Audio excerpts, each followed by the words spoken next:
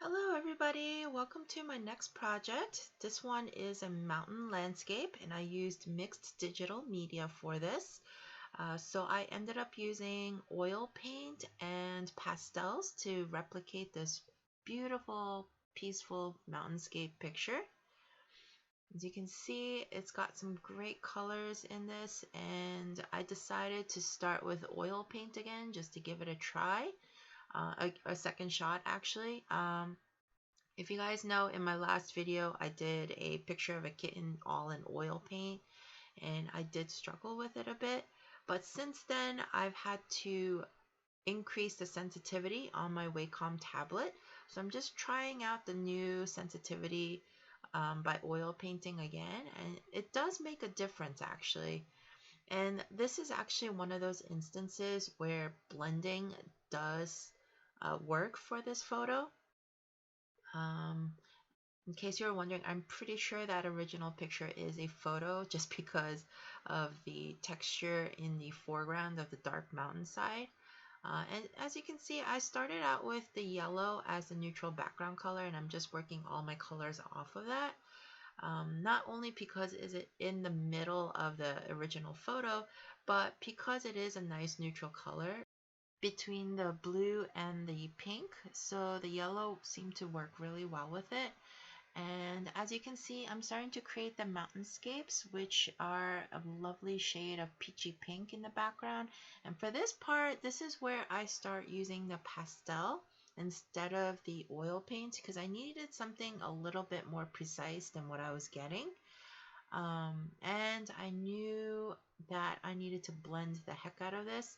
Now, if this had been Photoshop, I would have known how to use the masking function, which essentially works like that gluey stuff. I forget what it's called, but when you do a real painting, there's a clear rubbery glue that you can use to paint on your painting so that when you paint over that glue, none of the paint gets under it. And later on, you can peel the paint and it comes out with whatever shape that glue was in. So I know there probably is a function to do that on this program. Again, I'm using Corel 3.0, but I just don't have the patience to look for it right now. And I am kind of having fun just blending things in everywhere. So you can see the first blending was a little too transparent, so I'm just going over the color a little harder with the color, the same color again. And I'm just blending and blending and blending. So I gotta say, I had a lot of fun. This was a change in pace from trying to do living creatures. The landscape came out very peaceful, and I was kind of channeling my inner Bob Ross. And as you can see, I'm just doing a lot of blending and just trying to get that ethereal look that the original picture has. So the yellow I have back in the middle of this picture, which I'm blending into the pastel right now, is oil again. So I'm learning digitally that oil and pastel do blend nicely into each other. And here is me just trying to make it that wispy, white, cloudy look over the back mountains.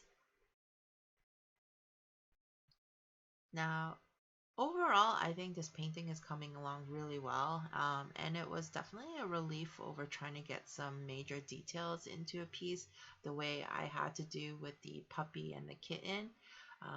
Just, their fur was really hard to try to replicate in a painting.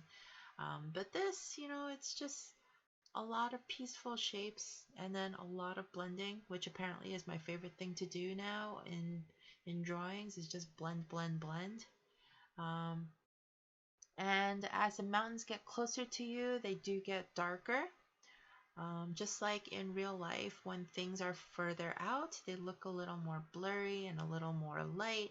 But as they get closer to you, they do get darker. And I'm just, you know, I'm sure most of you guys know this, but for those of you who've never noticed it, this is what happens. And you can see there's a lot of white gaps that I'm leaving, but they'll be covered in with more mountains.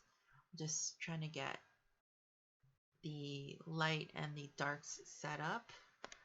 And As you'll notice, there's a lot more texture to the pastels that I'm adding in now.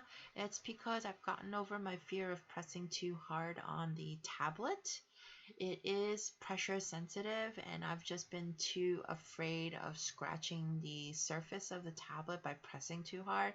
But apparently that's what you need with these pastels.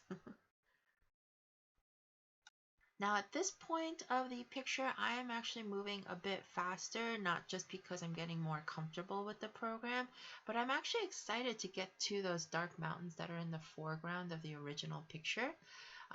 They are not exactly something that I need to blend in, and I'm actually really excited to try to replicate that texture from the snowy portions that you can see on the mountains, as well as the darker portions, which do have some texture as well. So I am just trying to get to that as fast as possible at this point. So because of all the blending in this picture, I actually did move a lot faster with it.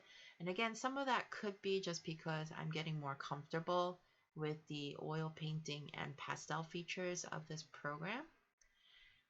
And if you can tell, there's still a lot of white space on the bottom. I was not able to adjust the canvas size, and I know I need to start doing this in the beginning of my pictures, but it is working out pretty well that I don't adjust it because it gives me a little scratch space to practice some techniques or colors, or just try to clear out the digital brush a little bit.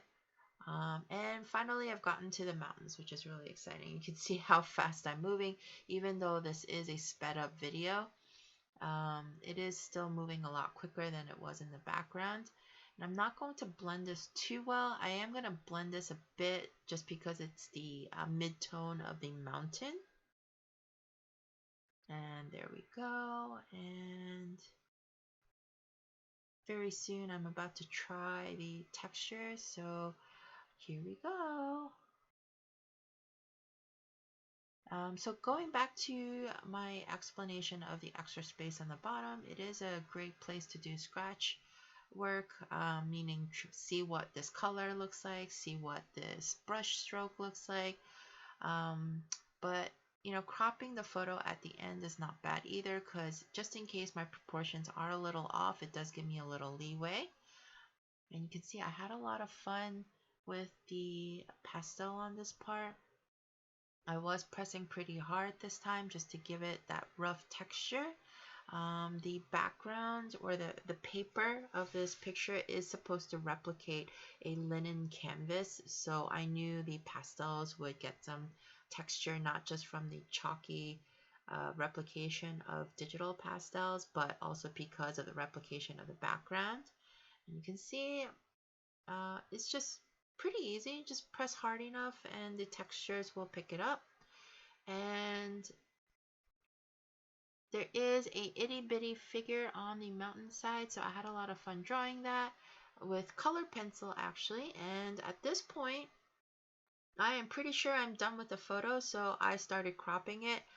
And then as I'm looking at this picture and comparing it, I realized I forgot one crucial detail, which was the clouds.